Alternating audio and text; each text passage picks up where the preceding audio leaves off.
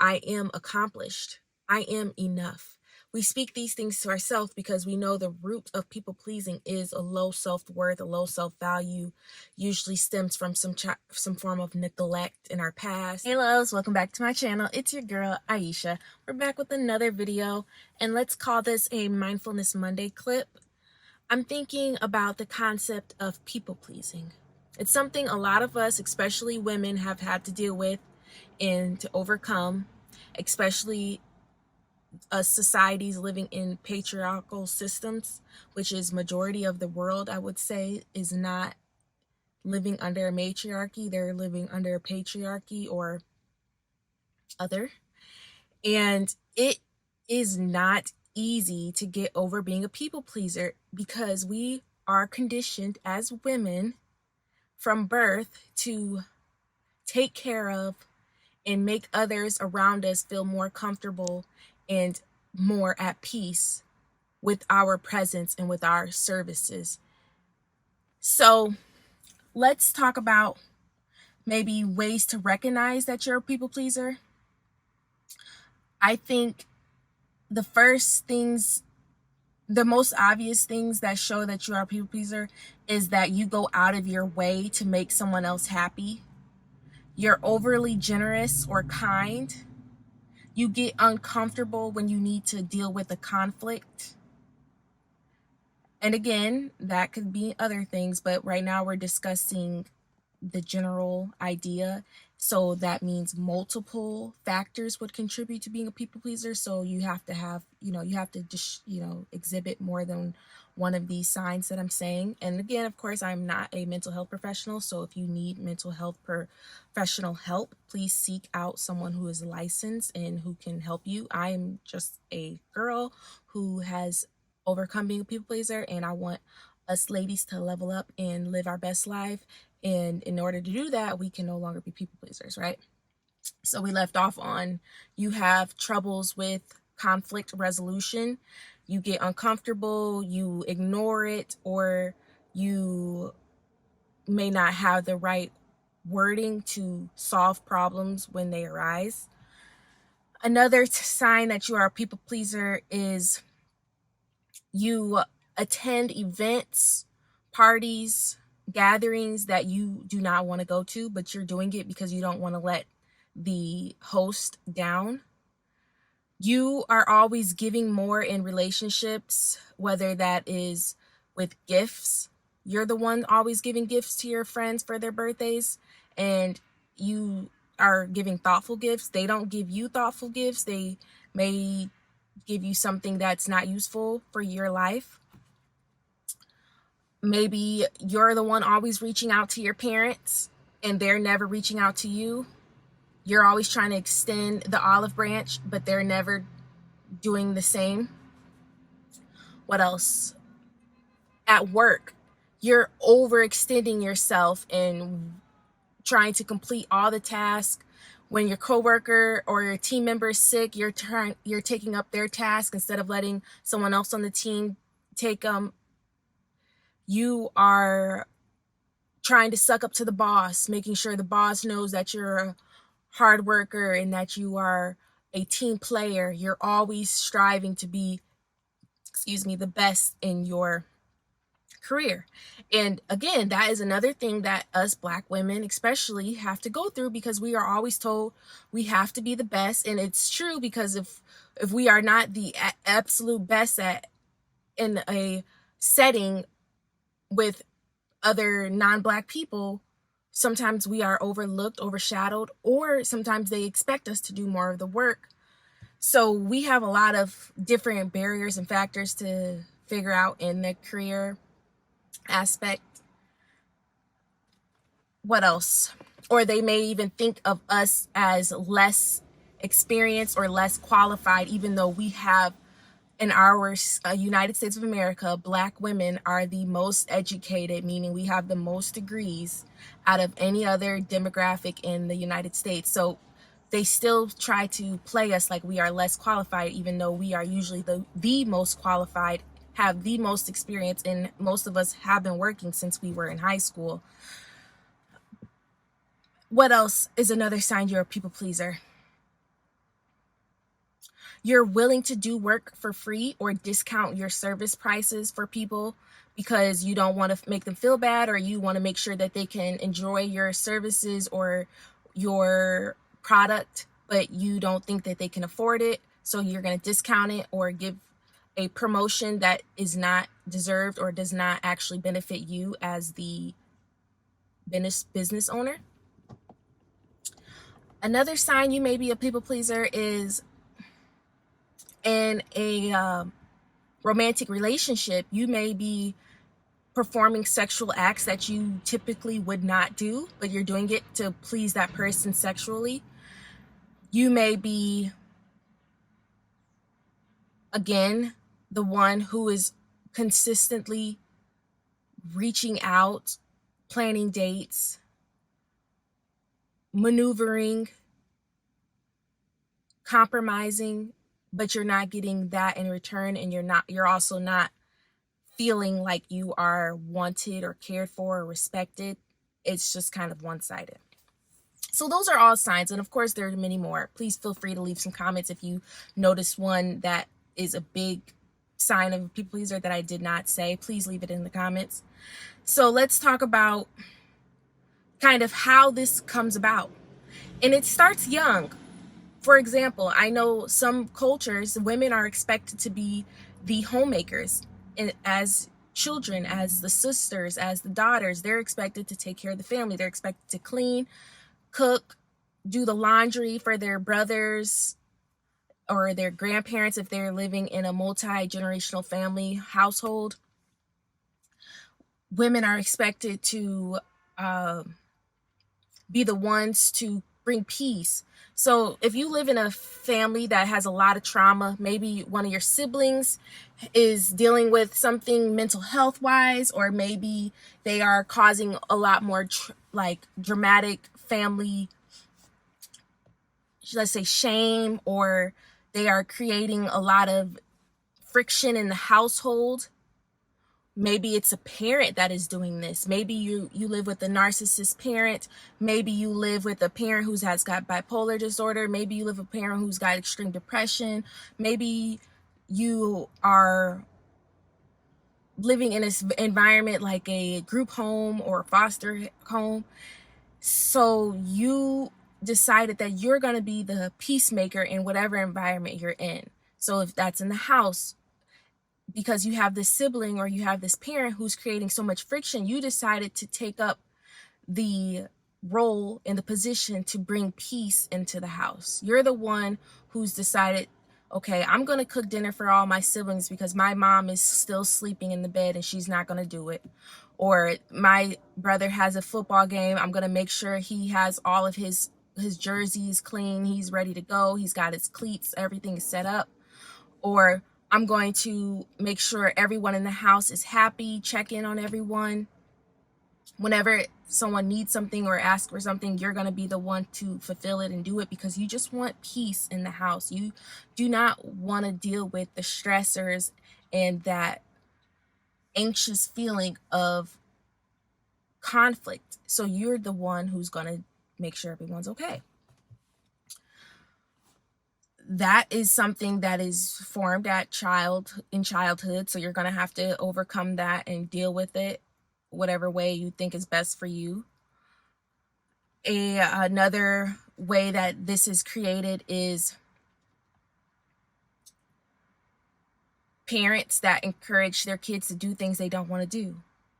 So you have kids who are pursuing hobbies, playing the violin, doing gymnastics, football, basketball, snowboarding, learning another language, ballet, tap, and it's not something they want to do, but it is a hobby that their parent wants them to do for whatever reason. Maybe that's something that the parent had in mind for themselves, but maybe they broke their leg and were not able to perform in that hobby or sport activity. Maybe they think this is the best way for their child to get into college, get a full ride scholarship, or maybe they want them to just explore and learn new skills out in the world. So they're pushing them and encouraging them to do a lot of different things they don't want to do. And again, the child is going to do it because they don't want to disobey their parent, or they don't want to go against what their parents' wishes are for their life. But again, this is not something that they want to do themselves. And the hard thing about that is a lot of cultures say you cannot tell your parent no, or you cannot tell your parent this is not something you want to do because this is what they expect for you to do. You as the child are supposed to fulfill your parents' wishes, is what a lot of the cultures say. So how do you come about that, and how do you go and how do you deal with that? And of course, I will not be advising y'all on that because you guys know I don't speak on things I don't know about. But I know the people that I grew up with and went to high school with, and their parents were from cultures, South Indian cultures, and their parents expected them to be surgeons. And most of them, I know, they went on to go to pre-med school, and some of them, I know one did not. They dropped out, but majority of those students who were expected to become doctors, they did become doctors, and they are glad that they are because they're financially independent, they're successful, and they're around other wealthy people, so their dating market is pretty high, especially if they continue to be their womanly, pretty feminine-ish selves. They're doing well, and they're able to do and get whatever they want because they're making the big bucks. And some of them, their parents paid for their schooling, so they didn't have to worry about going into a lot of debt anyway. So I mean, if it's all set up for you, why not go ahead and take it? But of course, there's some of us who don't have parents that can afford that, and they still went on and did it as well. So I guess that's all up to you. If you are wanting to pursue the career your parents have in store and have wishes and in their mind set for you to do, that's up to you to decide. You have to weigh out the pros and the cons of following what they say or not. You might get cut off financially, you might get disowned if you choose not to do what they say. So you have to really think about those consequences for whatever choice you make. But I know in my family, I was able to pursue whatever education I wanted, and it did work out for me. However, the path, there are certain aspects that I could take to make more money, but the general path, of course, it would not be as financially sound, but there are ways that I could make more money, of course. So I'm in a field, though, where I can always get a job. I'll never be without a job if that's what I wanted to do, is work a standard career, you have a standard job, which is, as you all know, that is something I would rather not do. I would like to go and do a more unique route of making money and a different professional route. I don't want to compete. I'm not going to be one working extremely hard to prove myself. I'm going to do it a different route. And it's got its ups and downs as well, of course. So, you always have to choose what is the best way for you. But anyways, moving on to people pleasing and other aspects of that and how it could look in a lady. And we've talked about in your homes as a child. We've talked about in the workforce. We talked about parents. Another thing is kind of with social norms and social media and just being out in society. A lot of us feel like we have to abide by certain rules in order to be perceived as one way or the other. And again, that's up to you if you want to decide to follow with those rules or not, because sometimes following the rules, you do get benefits for following those societal rules. And then sometimes you could be hurting yourself because you may never be able to fit in whatever group you're trying to fit in. So you could look like an oddball out because you're trying to fit in this group that you don't belong in. What else? People pleasing.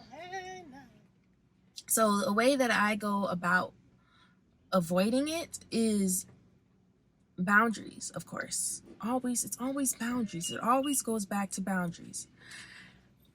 You don't go anywhere you don't want to go. If you weren't invited, don't ask. Don't think about it. There's other things even better for you to be at. It could have been a blessing in disguise. Something bad could have happened, or it was just not meant for you. and your energy could be benefited somewhere else. Don't overextend yourself. If you notice you're the one always wishing your friend a happy birthday, arranging a way to see them on their birthday, making travel plans, getting like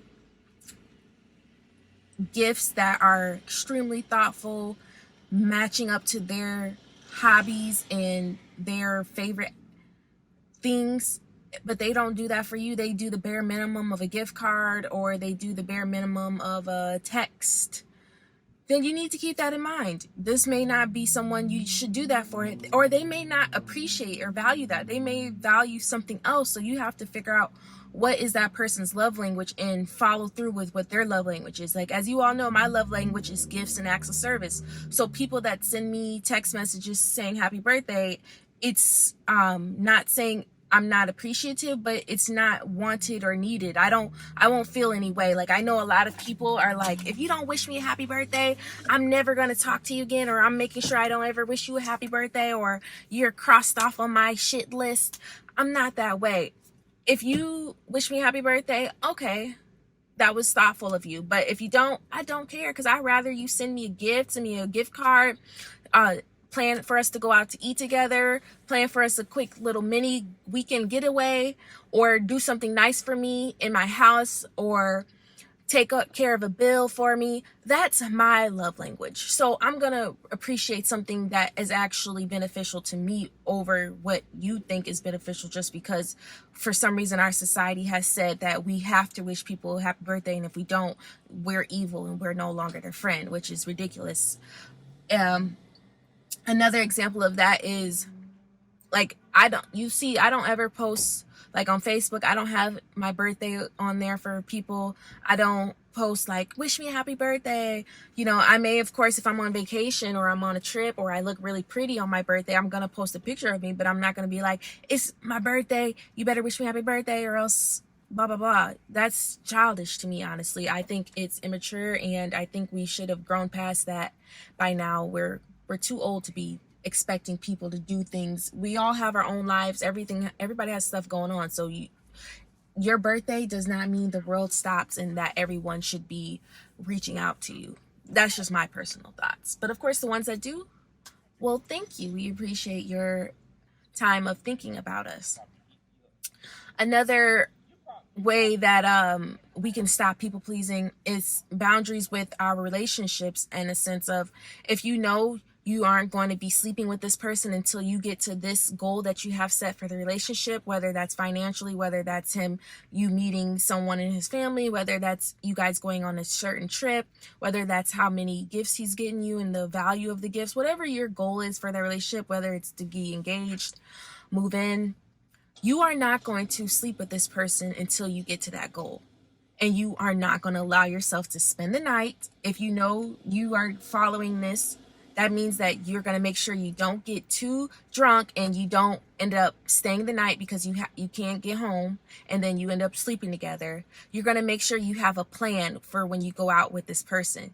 2 drink max, 3 drink max, no not too much sexual talk, and you're not going to be promising anything. You'll say, we'll see, or one day, or if this happens, I've got this planned, or you'll never know. We're not going to be saying like, oh my God, I want to do this and this and this to you. I want to, We're not going to do that, because that's just going to build up the tension, and then they're going to be expecting it, and they're going to be pushing it more on you to do it. Another way that we're going to stop people pleasing is at work. I've already said this, but we're not going to be the ones taking up the task of our team members if they're sick every single time, just to prove to our coworkers and our bosses that we belong here and we belong in this role. We're not going to be the ones overperforming and staying after hours when we're not even going to get paid for this because we're on salary. So it's like, you can put the bare minimum and still get paid. We're going to just do just enough or more if that's what you want to do. So we've got the work thing down. There's other ways to be successful in life other than career and professional goals. We know another thing is we have to speak life into ourselves. We have to speak positive, uplifting thoughts. I am worthy. I am deserving of money. I will continue to receive money. People will give me free things. I deserve love. I am worthy of love. I am a great person to love. Everyone loves me. Everyone thinks great things about me. I am beautiful. I am all things great. I am successful. I can do whatever I put my mind to do. I am accomplished. I am enough. We speak these things to ourselves because we know the root of people pleasing is a low self-worth, a low self-value, usually stems from some form of neglect in our past, or maybe us of having some form of obsessive tendencies.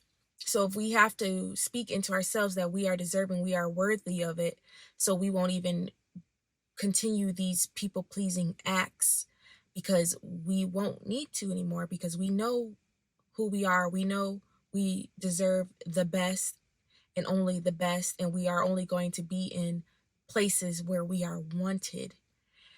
So speaking life into yourself is extremely important. And to wrap this video up, let's again go over short, quick ways of identifying you as a people pleaser.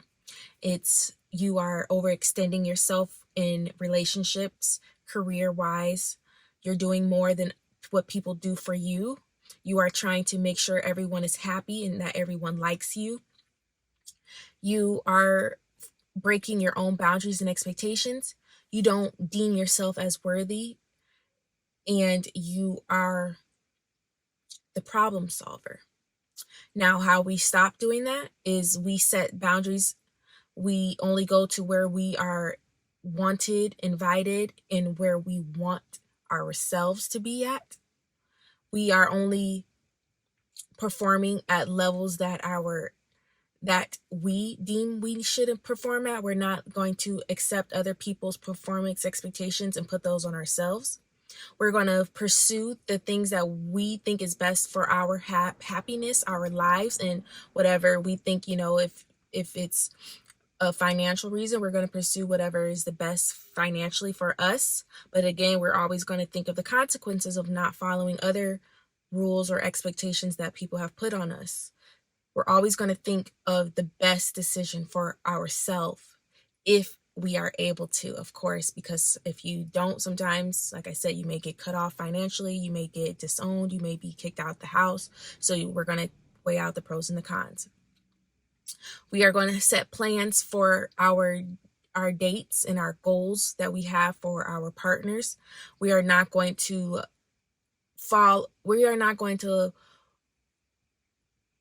compromise ourselves and do things that we would not typically do, or things that we don't seem as best for our position. We are going to speak life into ourselves, positive affirmations as often as you need to. We're going to write things down. If you are a visual creature, we're going to have things that we can visually see, pictures, magazine cutouts, papers that you've printed off online, whatever is best for you. It could be as simple as a phone background or a screensaver on your computer. We are going to put ourselves first in all things that we do.